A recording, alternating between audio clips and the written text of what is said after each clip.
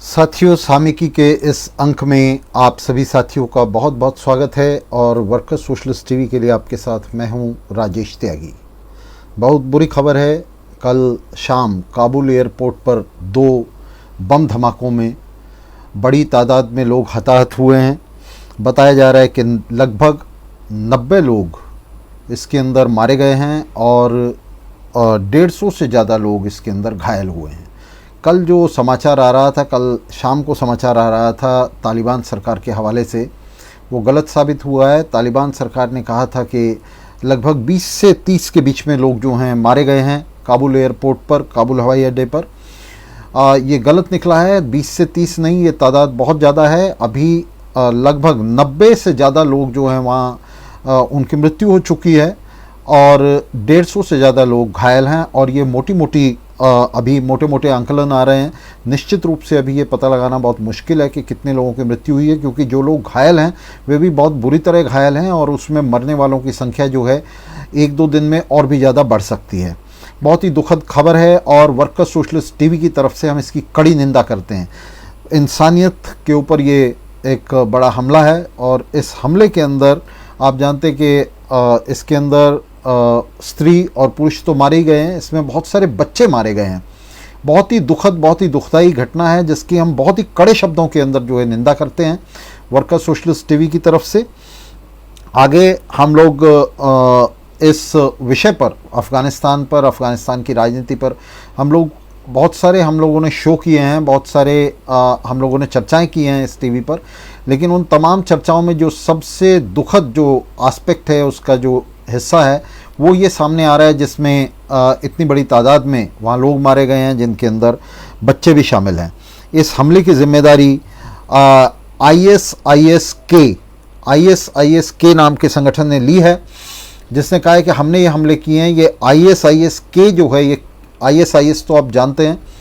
ये K जो है ये खुरासान, ये जो पूरा इलाका है जिसका अफ़गानिस्तान का भी हिस्सा हुआ करता था, पुराना नाम है इसका खुरासान। तो ये उस खुरासान के नाम पर इन्होंने ये ISIS-K बनाया है। और ये संगठन जो है ये अफ़गानिस्तान में 6 साल पहले बना था। 6 साल पहले बने इस संगठन में वो मुजाहिदीन थे जिन्हें कभी अमेरिका ने ट्रेन किया था। हम इस राजनीति पर आएंगे। पहले ये समझ लें कि ये जो 90 लोग जिनकी मृत्यु हुई है, इन 90 में 13 जो है वो अमेरिकी मैरीन भी हैं। अमेरिकी मैरीन भी इसके अंदर 13 लोग जो है वो मारे गए हैं और 30 से ज़्यादा जो अमेरिकी मैरीन हैं वो इसके अंदर घायल हैं। अमेरिकी नागरिक भी हैं इसके अंदर और अमेरिकी मैरीन हैं ज़्यादातर। बहुत सारे अफ़गान लोग हैं और बहुत सारे और भी लोग हैं जो इसके अंदर घायल हुए हैं। तो ये बहुत ही भयानक, बहुत ही विभत्स हमला है इंसानियत पर। और इस हमले के पीछे की राजनीति जो है उसे समझना हमारे लिए बहुत ज़रूरी है। तो उसे समझने के लिए सबसे पहले ये जो जिम्मेदारी मैंने बताया कि ISIS-K ने ली है। ISIS खुरासान नाम का जो संगठन है, जो 6 साल पहले ISIS जो संगठन है इस्लामिक स्टेट, उसके एक स्प्लिंटर ग्रुप के तौर पे, उसके एक विभाजित ग्रुप के तौर पर अफ़गानिस्तान में बनाया गया था। इसका अभी तक कोई लंबा इतिहास नहीं है, लेकिन ये निश्चित है कि ये इसका जो इतिहास हम जानते हैं वो ये है कि ISIS से अलग होकर ये ISIS-K संगठन बना है।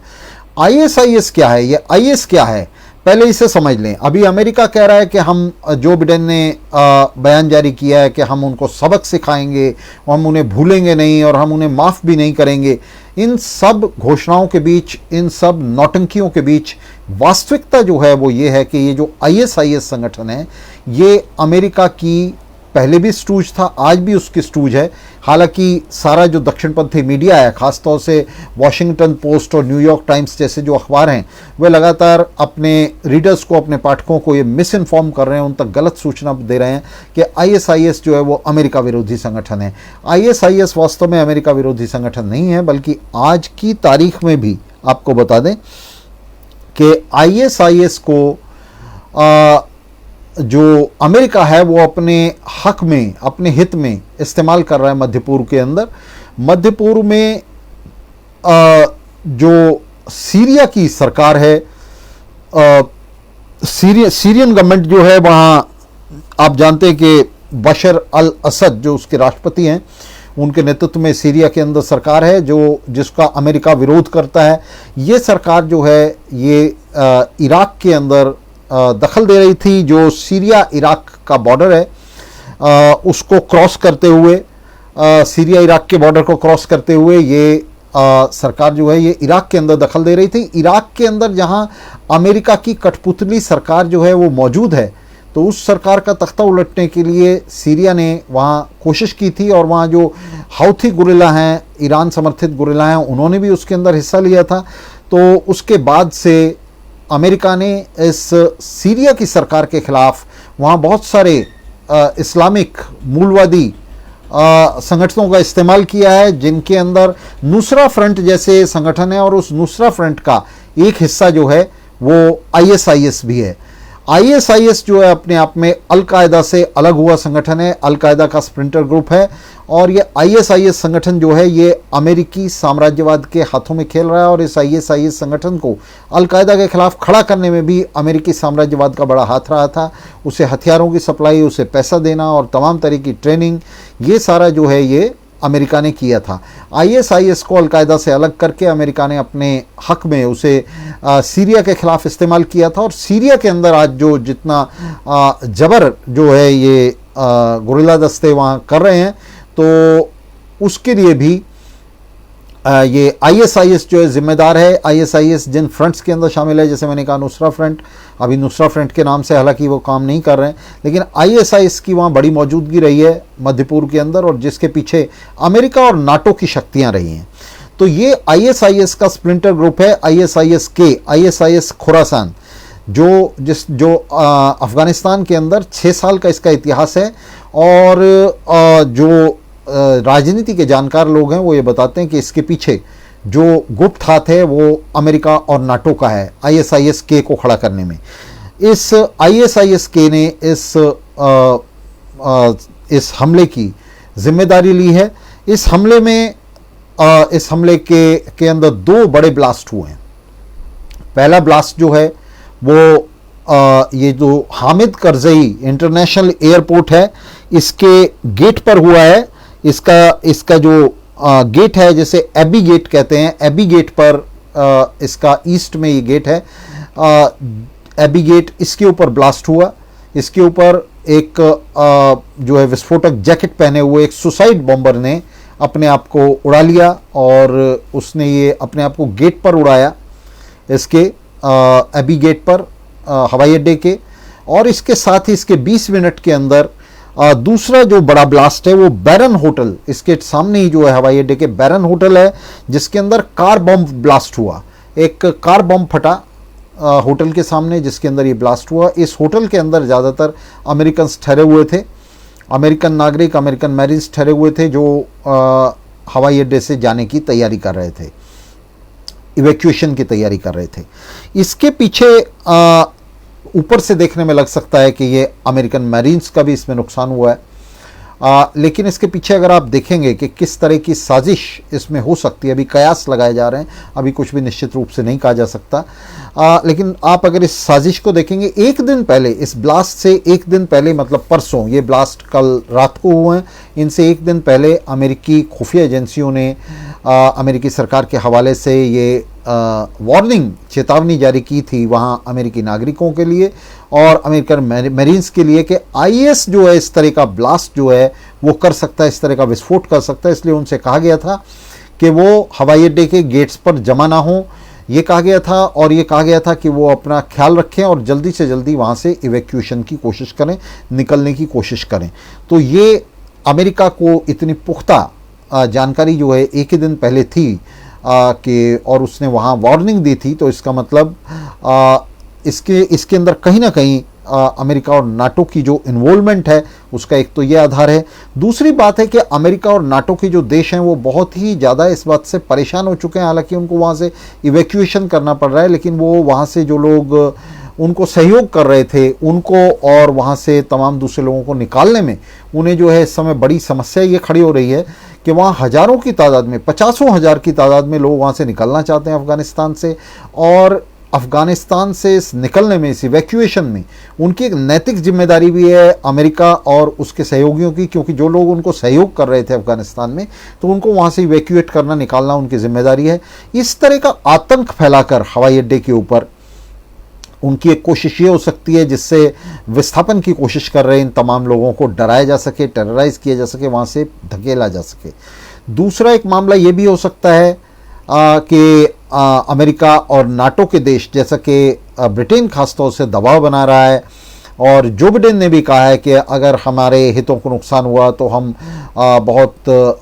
जोर से जो है अटैक करेंगे और तब अफ़गानिस्तान को परिणाम भुगतने होंगे। तो एक ये भी मामला हो सकता है कि वहाँ जो है दोबारा जाने के लिए, अफ़गानिस्तान में दोबारा घुसने के लिए एक बहाना तलाशा जा रहा हो, क्योंकि आप जानते हैं कि अफ़गानिस्तान के अंदर 20 साल रहने के बाद इनका जो आधार है वहाँ पूरी तरह से खिसक गया था और दुनिया भर में कड़ी निंदा हो रही थी। अमेरिका और नाटो शक्तियों की, इनके देशों के अंदर जो है जनता इसका विरोध कर रही थी, तो इसके चलते इन्हें वहाँ से निकलना तो पड़ा है, लेकिन ये वहाँ से वहाँ वापस जाने के लिए एक नया आधार तलाशने के लिए इस तरह की हिंसा जो है ये साम्राज्यवादी ताकतें वहाँ करा सकती हैं। तीसरी एक संभावना ये हो सकती है कि तालिबान के ऊपर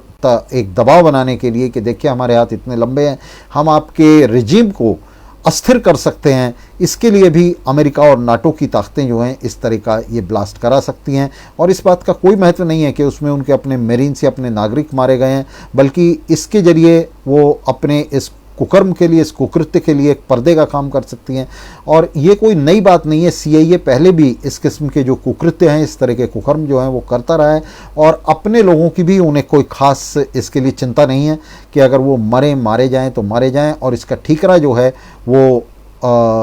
वहाँ तालिबान सरकार की अक्षमता पर फोड़ दिया जाए और ये कहा जाए कि अफ़गानिस्तान के अंदर ऐसी स्थितियां पैदा हो रही हैं, तो इसके लिए हमें जो है वहाँ वापस जाना पड़ सकता है। तो वहाँ जो शरणार्थी 50,000 की तादाद में वहाँ इकट्ठा हो रहे हैं, उनको डराने के लिए, तालिबान सरकार को ब्लैकमेल करने के लिए, उनको डराने के लिए कि हम जो है देखिए हमारे हाथ इतने लंबे हैं कि आपके हाथ में सत्ता आ गई है तो कोई बात नहीं, लेकिन देखिए हम अभी भी आपकी टेरिटरी पर जो है आतंक की कार्रवाई करा सकते हैं। तो इसके लिए, और इसके बहुत सारे कारण हो सकते हैं जिसके चलते ये इम्पलिस ताकतें जो हैं, साम्राज्यवादी ताकतें, ये इस कांड को जो है करा सकती हैं। इस सब के बीच में ये भी बिल्कुल तय है कि वहाँ तालिबान का जो शासन है, तालिबान के शासन के ख़िलाफ़ जो दूसरे इस्लामिक गुट हैं वे भी इस तरह की कार्रवाई कर सकते हैं, और इसमें कोई शक नहीं है कि वहाँ एक तरह की सिविल वॉर, सत्ता हड़पने के लिए तालिबान के गुटों में भी झगड़ा हो सकता है, तालिबान से बाहर भी झगड़ा हो सकता है, और तमाम दूसरे संगठन जो हैं वो इस तरह की का एक गृह युद्ध वहाँ छेड़ सकते हैं तालिबान के ख़िलाफ़, ताकि पूरी सत्ता तालिबान के हाथ में ना जाए। तो ये हो सकता है, ये संभव है। दूसरा, पंजशीर घाटी में हमने परसों आपको बताया था कि इस तरह से तालिबान के ख़िलाफ़ एक वहाँ प्रतिरोध जो है वो बिल्टअप हो रहा है, और पंजशीर वैली को बचा पाएँ या ना बचा पाएँ, लेकिन ये जो मुजाहिदीन गुट हैं जो पंजशीर वैली के अंदर काम कर रहे हैं, जिन्होंने कभी सोवियत संघ के ख़िलाफ़ जो है एक लंबी लड़ाई लड़ी थी, अहमद शाह मसूद और उनके अभी बेटे हैं जो उसका नेतृत्व कर रहे हैं, तो ये बहुत हद तक ये भी संभव हो सकता है कि उन गुटों की तरफ से कार्रवाई की गई हो। तो ये बहुत सारे कयास जो हैं इसमें लगाए जा रहे हैं कि ये कार्रवाई किस तरफ से हो सकती है, लेकिन ये बात निश्चित है कि इस कार्रवाई से अमेरिका और नाटो के जो देश हैं उनको इस कार्रवाई से सीधा फ़ायदा होने वाला है। तालिबान के ऊपर निश्चित रूप से एक दबाव जो है इसमें बनने वाला है। वहाँ तालिबान के साथ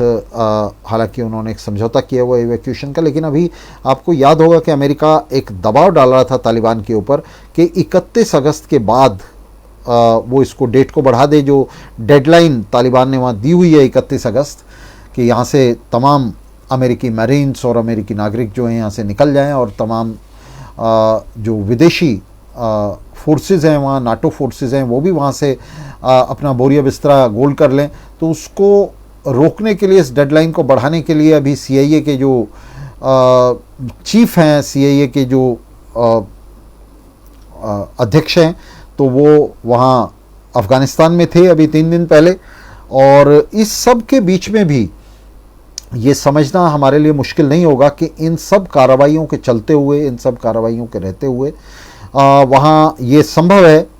कि इस समय को बढ़वाने के लिए, वहाँ इस समय को आगे करने के लिए, डेडलाइन को आगे करने के लिए, तालिबान पर दबाव बनाने के लिए, ये बिल्कुल हो सकता है कि ये इस तरह की कार्रवाई जो है वहाँ ये ताकतें जो हैं ये कर रही हों।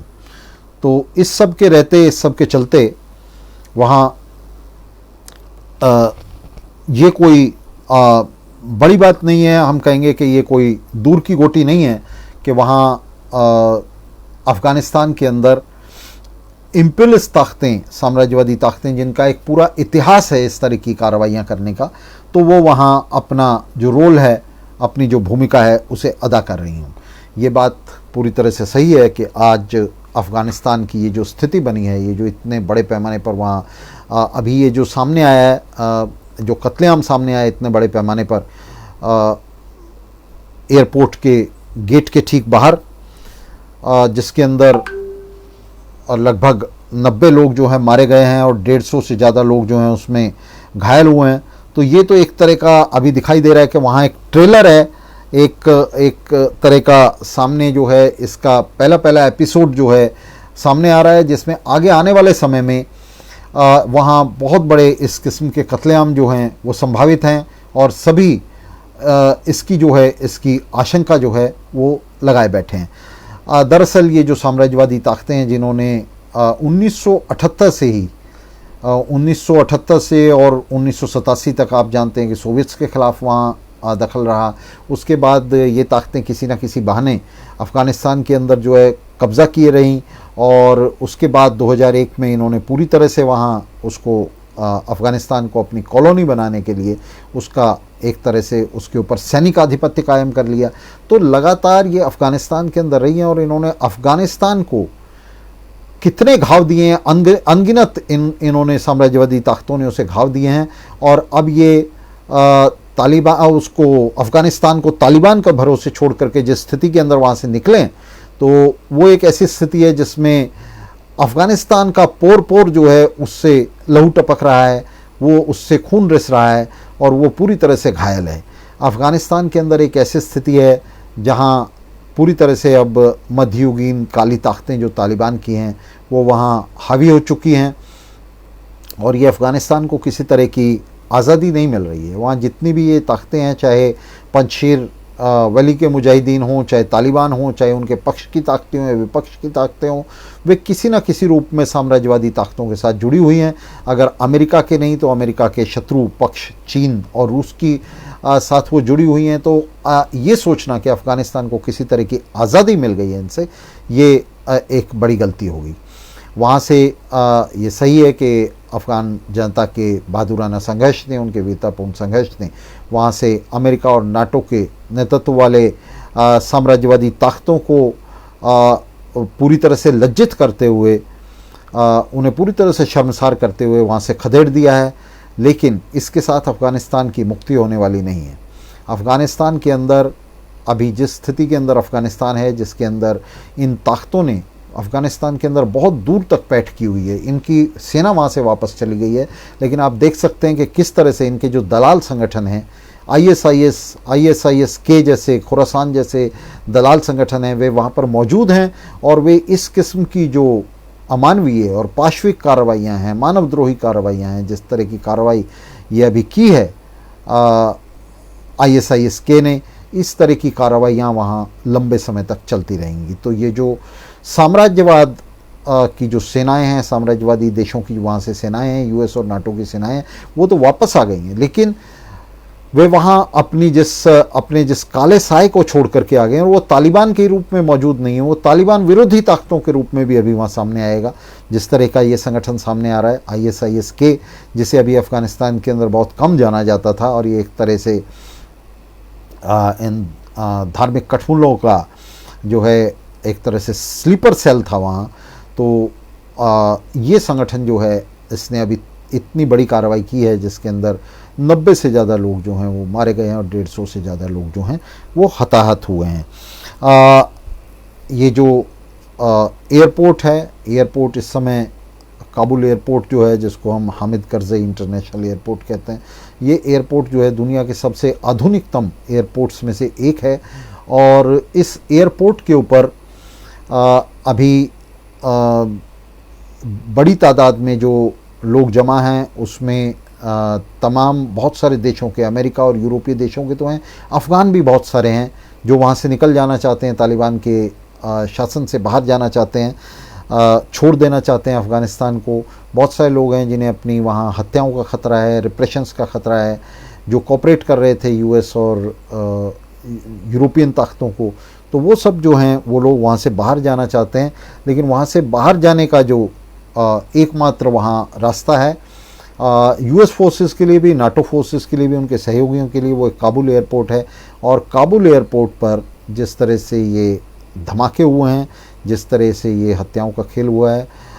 इस सब के बावजूद कि इसको खुद अमेरिकन मरीन्स जो हैं वो गार्ड कर रहे थे, और उन मरीन्स के बाहर, उनके बाहर एक और रिंग था जिसको तालिबान गार्ड कर रहा था। तालिबान और अमेरिकन फोर्सेस के बीच में एक तरह से इसे लेकर के समझौता था कि इसको काबुल एयरपोर्ट को गार्ड करना है और इससे जो ये तमाम शक्तियां हैं ये आराम से वहाँ से इवैक्यूएट कर सकें। इसीलिए इस हमले के साथ ही तालिबान ने सबसे पहले इसकी निंदा की। तालिबान और इस्लामिक एमिरेट्स जो उनकी सरकार है इस नाम से, तो तालिबान और उसकी सरकार ने इस हमले की निंदा की। इसके ख़िलाफ़ उन्होंने बाकायदा एक आधिकारिक बयान जारी करते हुए उन्होंने कहा कि हम तालिबान की तरफ से और इस्लामिक एमिरेट्स की तरफ से इसकी जो है कड़ी निंदा करते हैं। इसके साथ ही दुनिया भर के नेताओं ने, जिसमें भारत सरकार भी है और दुनिया भर के नेता हैं, जो बिडेन भी हैं, अमेरिकी राष्ट्रपति जो बिडेन हैं, ब्रिटेन के प्रधानमंत्री बोरिस जॉनसन हैं, उन सभी ने इसकी जो है निंदा की है। और इस धमाकों ने, इन दो धमाकों ने एक तरह से अमेरिकी प्रशासन की भी अपने आप में उसकी काफ़ी उसका जो प्रभुत्व है उसको इसमें चुनौती दी है। लेकिन ये कहा जा रहा है कि ये जो धमाके हैं ये हो सकता है कि जो बिडेन की जानकारी के बिना CIA ने अपने तौर पर इन धमाकों को कराया हो। जो बिडेन का इसमें राष्ट्रपति का भी इन्वॉल्वमेंट हो सकता है, लेकिन ये भी संभव है कि CIA ने बिना उनकी जानकारी के इन धमाकों को अंजाम दिया हो। इस तरह का CIA का एक इतिहास रहा है। CIA वहाँ जो अमेरिका की वास्तविक सत्ता है उसको आप जानते हैं कि बहुत लंबे समय से CIA जो है उसका मेन ड्राइवर है, मेन पायलट है, और बहुत सारी चीज़ें अमेरिकी सरकार, प्रशासन और यहाँ तक के राष्ट्रपति की जानकारी के बिना भी CIA जो है अपने तौर पर ये सब करता है। और अफ़गानिस्तान के अंदर जिस तरह का जाल CIA ने अपना फैला रखा है अफ़गानिस्तान और उसके आसपास, तो उसके चलते ये कोई दूर की गोटी नहीं है कि CIA ने इन बम धमाकों को अंजाम दिया हो। जैसा हमने कहा कि इन बम धमाकों से इस समय न तो तालिबान को किसी तरह का फ़ायदा हो सकता है और न ही उसकी सरकार को या उसके सहयोगियों को किसी तरह का फ़ायदा हो सकता है, ना ही इससे और किसी का फ़ायदा हो सकता है अफ़गानिस्तान की। इसका अगर किसी को फ़ायदा हो सकता है, और मैंने आपको बताया कि 3 आधार हैं उसके जिन पर हम ये समझ सकते हैं कि इसका फ़ायदा जो है वो US और नाटो की शक्तियों को हो सकता है। जो बम धमाके हैं ये तालिबान की बाजू मरोड़ने के लिए, तालिबान को की आर्म ट्विस्ट करने के लिए, उसको ब्लैकमेल करने के लिए जो साम्राज्यवादी ताकतें हैं वो इन बम धमाकों का इस्तेमाल कर सकती हैं। जो भी हो, लेकिन 2 बात बिल्कुल स्पष्ट हैं। एक तो ये कि ये बम धमाके अपने आप में बहुत ही कहा जाए कि पाशविक और बहुत ही अमानवीय कार्रवाई हैं, पूरी तरह से इनह्यूमन है। और ये बात तय है कि ये जो आज स्थिति अफ़गानिस्तान के अंदर बन रही है इसके लिए अगर कोई ज़िम्मेदार है तो ये साम्राज्यवादी ताकतें ज़िम्मेदार हैं। ये अफ़गानिस्तान को पूरी तरह से एक घायल हालत में, एक अराजक हालत में वहाँ छोड़कर इन 20 सालों में इन्होंने अफ़गानिस्तान के अंदर जो हासिल किया है वो ये हासिल किया है कि अफ़गानिस्तान के पोर पोर को इन्होंने काट डाला है, उसके एक एक अंग को काट डाला है। और वहाँ जिस तरह से इन लोगों ने अफ़गानिस्तान की जनता को जिस जहालत के अंदर, जिस गरीबी के अंदर वहाँ बना करके रखा, किसी भी तरह से इन 20 सालों में अफ़गानिस्तान के अंदर किसी तरह का विकास नहीं किया। और इस अविकास को, अपने इस बहुत ही संकीर्ण उद्देश्य को वहाँ जाने के, इसको जो बिडेन ने और बोरिस जॉनसन ने, दोनों ने एडमिट किया, दोनों ने माना कि हमारा उद्देश्य जो है वो अफ़गानिस्तान में किसी भी तरह से नेशन बिल्डिंग नहीं था, किसी तरह से राष्ट्र निर्माण नहीं था, अफ़गानिस्तान का विकास नहीं था, बल्कि अफ़गानिस्तान को एक ऐसी स्थिति में पहुँचाना था ताकि वो यूरोप और अमेरिका पर उस तरह के हमले ना कर सके जो उसने पहले किए थे। 9/11 को वो रेफ़र कर रहे थे, ट्विन टावर्स के गिरने को रेफ़र कर रहे थे जो बिडेन। तो अमेरिका के जो पहले 3 राष्ट्रपति हैं, जॉर्ज बुश हैं, बराक ओबामा हैं और डोनाल्ड ट्रंप हैं, तो इनके शासनकाल में तो आपने देखा कि किस तरह से अमेरिका ने पूरी तरह से दुनिया में न सिर्फ युद्धों को फैलाया बल्कि उन्हें स्थायी कर दिया। और इन युद्धों को जीतने में नहीं बल्कि इन युद्धों को चलाए रखने में उनकी जो है बड़ी रुचि रही, क्योंकि इन राष्ट्रपतियों के साथ जुड़ा हुआ जो कॉरपोरेट है जिसके लिए ये तमाम लोग जो है काम करते हैं, उसको इसमें बहुत भारी फ़ायदा हुआ। ये जो $2 ट्रिलियन हैं अमेरिका की मेहनत कश जनता के, ये 20 साल में इन्हीं कॉरपोरेट्स को, इनके ठेकेदारों को, युद्ध ठेकेदारों को, हथियार बनाने वाली कंपनियों को, सब ये $2 ट्रिलियन इन्हीं को गया है। तो ये जो अभी जूलियन असांज ने भी ये कहा है कि ये जो अफ़गानिस्तान के अंदर लड़ाई थी, इसमें अमेरिका का उद्देश्य किसी तरह से ना तो अफ़गानिस्तान का विकास था, ना अफ़गानिस्तान के लड़ाई को जीतना, बल्कि लड़ाई को चलाए रखना था, एक स्थायी युद्ध बना देना था जिससे लगातार जो है एक तो लूट होती रहे, अफ़गान जनता की अलग लूट होती रहे और अपनी जनता का भी जो लूट का पैसा है $2 ट्रिलियन वहाँ की मेहनत कश जनता की लूट से पैदा किया गया पैसा है, टैक्सों से, अफ़गानिस्तान से लूटा गया पैसा है। और उसके दबदबे में पूरे मध्य पूर्व के अंदर व्यापार पर, तेल पर कब्ज़ा करके ये तमाम दौलत जो लूटी गई है, इस दौलत का एक हिस्सा इन तमाम युद्ध ठेकेदारों को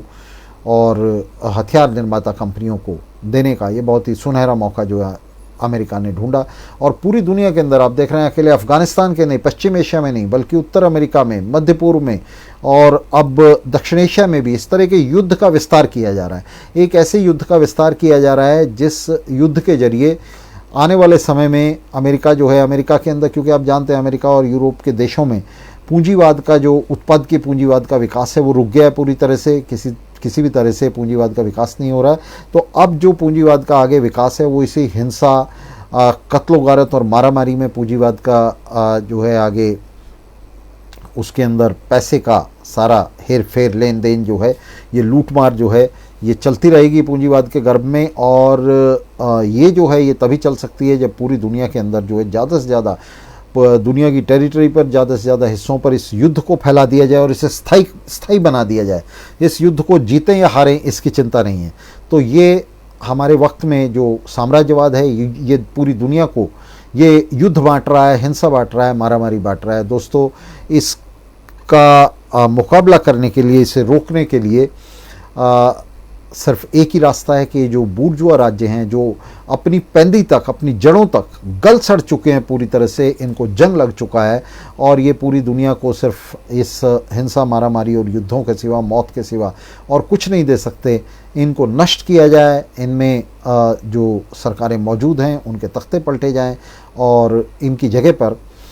समाजवादी सरकारों का, मजदूर किसान सरकारों का निर्माण करते हुए, मजदूर मेहनतकशों की सरकारों का निर्माण करते हुए समाजवादी संघों को संगठित किया जाए और फिर इन तमाम समाजवादी संघों को एक विश्व समाजवादी संघ में संगठित किया जाए। ये जो बूर्जुआ देश हैं इनकी सीमाओं को